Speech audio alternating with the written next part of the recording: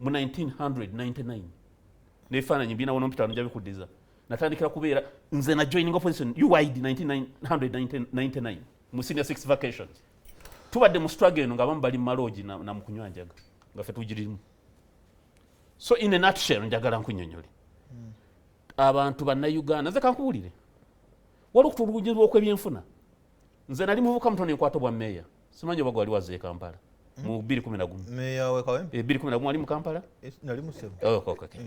Nakwata bwa meeya Sebo nsabo notonde ngononya kalulu nakutana ku radio n'okunonya akati badde nsaga badde friendly fire of course wali wanchaza manyi of course kakati bagende bei y'amafuta n'erinnya ojukira Danstan ekirungi wali Kawempe ne tutandika ekikufisinda bakiyitanga walk to work kye bayita katemba abakulu nemutambula naddayo okutula mu office twatambulire which be government nesala amafuta olwaleero amafuta galinnye oyinza n'okulooza nti mu ggwanga temuli opposition kati ng'ogyotula ku madaala weeyaloote. So that's why nakozesa ekigambo okwetega. Bamalaya balina enkola gye bayita okwetega bw'oba oyita akola yala okugunaga ba anko nti bamugule kakati kankubuuze listen wagamba nti ntudde ku madaala Honorable Segulinya na Alanyo batabata tetudda mu parliament bagenda mu kantiin ate tuge mu house noddayo nga tutugambye na lwaki babatadde tebakoze eki oba ne plan olwaleero wagambye tetugenda kudda mu parliament ate ogambe maite eyi Morimori wetese yafudde omugenzi simanyi taito ye Morimori oba ekitiibwa taito yo ekitiibwa Morimori bagirese ate tuzeeyo. I'm seeing fundamental contradictions. 3 lastly kyenjagala mbuze plan ya opposition in parliament Morimori kikuweko yes sir kati fesebo okufiirwa tegabeera masanyu Morimori bw'aba afudde is outside parliamentary business.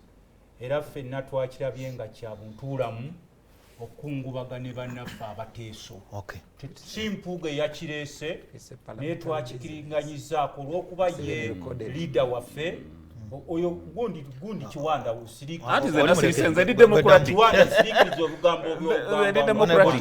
I love Mpuuga. I love this man because the opposition chavana mwadde obudde bwange. Kakati nze kyenkugamba nti wabeerawo okufiirwa waliwo bye twerekereza ne tukungubaga ne bannaffe.